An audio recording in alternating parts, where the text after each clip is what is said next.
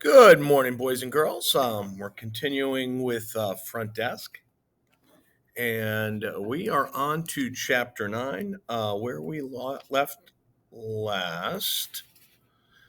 Jason and Mia, the main character, um, ran into each other, and Mia saw Jason getting roughed up by some bullies. So it looks like Jason's got some interesting things he's dealing with. So let's see how this goes. All right, chapter 9. I walked home by myself after school, looking over my shoulder as I made the crossing from Meadow Lane onto Coast Boulevard. It was like crossing over into a different world.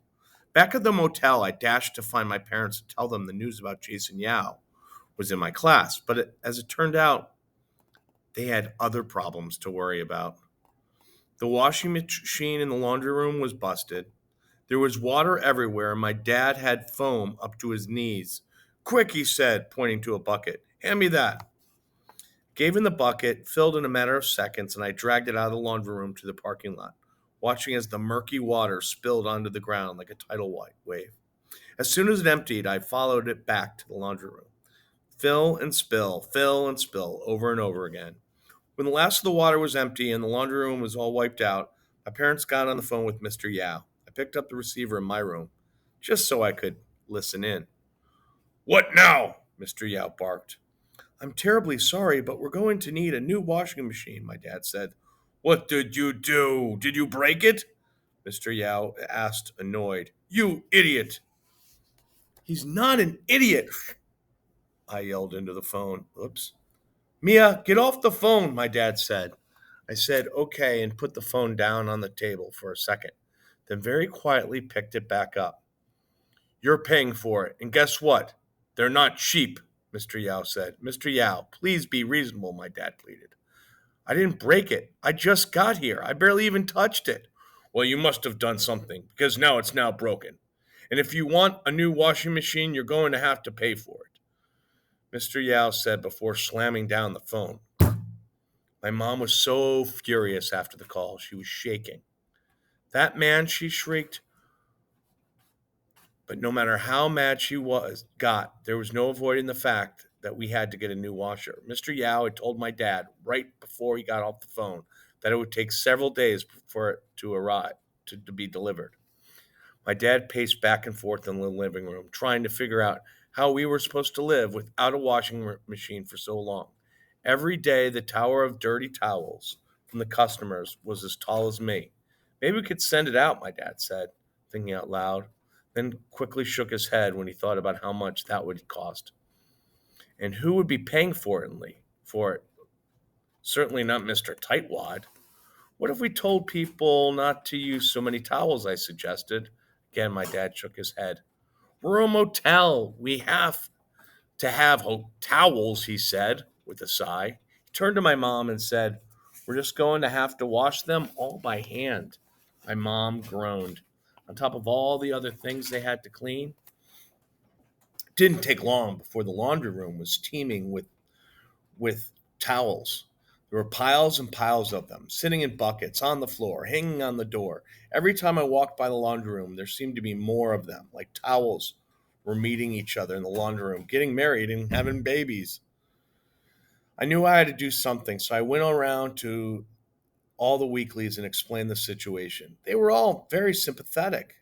They vowed to limit their towel usage to one towel a day until the new washer arrived. Thanks so much for understanding, I said to Hank. He and Billy Bob were in Hank's room, cooking hamburgers on Hank's hot plate. Not a problem, Hank said, throwing patties onto the pan. They didn't have enough ground beef, so Hank was taking a bunch of saltines and mushing them up. Then he added the ground up cracker crumbs to the ground beef.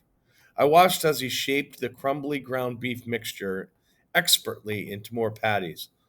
Wow, it looks like a real hamburger, I said to Hank. Oh, sure, it tastes like one too, he said, handing me a cooked one. Gingerly, I lifted the saltine burger to my mouth and tasted a bite. He was right. It tasted just like the right thing, real thing, only crunchier. I devoured the burger. Sorry you guys have to pay for the new washer, Hank said, as he threw more patties onto the sizzling pan. Typical Mr. Yao, squeezing us for every last penny. He handed me another saltine burger. As I chewed it, I thought about how nice it was that Hank lumped us together with the weeklies rather than Mr. Yao.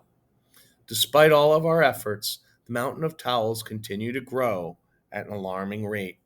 There just wasn't enough time to wash all of them by hand every night. That Sunday, I promised to help my dad knock out a bunch of them. We put them in buckets, filling the buckets with water and dumping them into laundry detergent. Then we sat down and scrubbed them by hand until our fingers turned into raisins. Even then, there were still dozens of dirty towels left. So many, in fact, that we soon ran out of buckets. We were going to have to go over to Home Depot and buy more buckets, my dad said, shaking his head. Buckets were $4.99 each. That was more than a Big Mac cost, and we couldn't even afford those. But I had an idea. I grabbed as many of the rest of the dirty towels as I could and ran toward one of the empty guest rooms. Follow me, I said to my dad. I headed straight for the bathroom where I dumped the dirty water in the bathtub, ran the water, and sprinkled the laundry detergent. But how are we going to scrub them? My dad asked. I grinned at him and started rolling up my pants. As soon as my dad saw, he smiled and started rolling up his too. We jumped into the tub together, the water sloshing and splashing as the wet towels tickled our toes. We made so much noise, jumping and screaming and laughing, that my mom came to see what was going on. "What are you guys doing?" she asked. We froze when we saw her, bracing for a lecture, but when I peeked at her face, I didn't find a frown. "Scoot over," she said. My mom started rolling up her pants. This afternoon, my parents and I hopped and hopped and hopped, laughing so hard we soon forgot we were washing towels. That was chapter 9. It looks like they're trying to make the best of a really bad situation. You ever heard of that expression, turning lemons from into lemonade? Well, I think maybe they're trying to make the best of having to buy a new washer and clean all these towels by hand. Let's move on to chapter 10, see where they take us. 2 days later, the new washing machine arrived while my dad and I were working, as did an unexpected guest, Uncle Ming. Uncle Ming wasn't really my uncle. That was just what we called family friends in China. But he had worked in the same hot, sweaty kitchen as my dad last year, and we hadn't seen him since then. How he managed to drive himself to Calavista, I had no idea, because smoke was coming out from the hood of his car when he arrived, and the bumper was falling off. And Uncle Ming himself actually looked worse than his car. He had a swollen black eye and bruises all over his cheeks and necks. "What happened to you?" my dad asked, rushing over to help his wounded friend inside. He led Uncle Ming into the kitchen. Uncle Ming winced as he slid into the chair, like it hurt even to sit. "It's a long story," he said. His thick Beijing accent made me feel like I was back home. I lifted his puffy eyes and my peered at my dad. He lifted his eyes and peered at my dad. "It's good to see you, old friend." My dad gave Uncle Ming a hug while I took out things and put them inside one of the guest rooms. Room 1, the nicest one. When I got back, the two were in deep conversation, talking about sharks of all things. That was weird. I didn't want to disturb them, so I stood in the corridor, just listening. "But why, Ming? Why did you go to the loan shark?" my dad asked. They're not real sharks. "I wasn't planning on it, but I lost my job," Uncle Ming said. "And $100 turned into $500? And before I knew it, piece of advice, boys and girls, don't go to a loan shark. Okay? High interest rates. How much do you owe them?" $5,000, Uncle Ming said. His voice cracked as he said the number. My dad said a swear word in Chinese. What do I do, buddy? They're going to kill me if I don't pay up," Uncle Ming cried. I gasped at the word kill. They both looked up at me and immediately dropped the subject. They didn't bring up the sharks or loans again the whole evening. That didn't stop me from thinking about it, though. After dinner, while my parents and Uncle Ming reminisced about China, I slipped out the back door. Hank wasn't in his room, but Billy Bob's lights were on. I peered inside and saw that the weeklies were just starting another game of Monopoly. "Mia!" they explained when Billy Bob opened his door. Come and join us. I grinned. I love Monopoly. Can I be the hat? I asked them, plopping down on Billy Bob's bed. The hat in Monopoly looked nice. It looked like a rich man's hat. The shoe, on the other hand, looked like a poor man's shoe. You can be it. Anything you want, Billy Bob said, handing me the hat. He selected the race car for himself and the iron for Hank. Fred picked the wheelbarrow. Quickly, we set up the game. Billy Bob and Fred made me the bank. As we played, I turned to Hank and asked him if he knew anything about loan sharks. Oh, that's nothing you want to get involved with, he said. No, sirree. You want to stay as far away as you can from that rabbit hole. He explained that a loan shark was someone who loaned people money at a very high interest. Well, what's interest? I asked him. Interest is like a fee you pay the person for borrowing the money.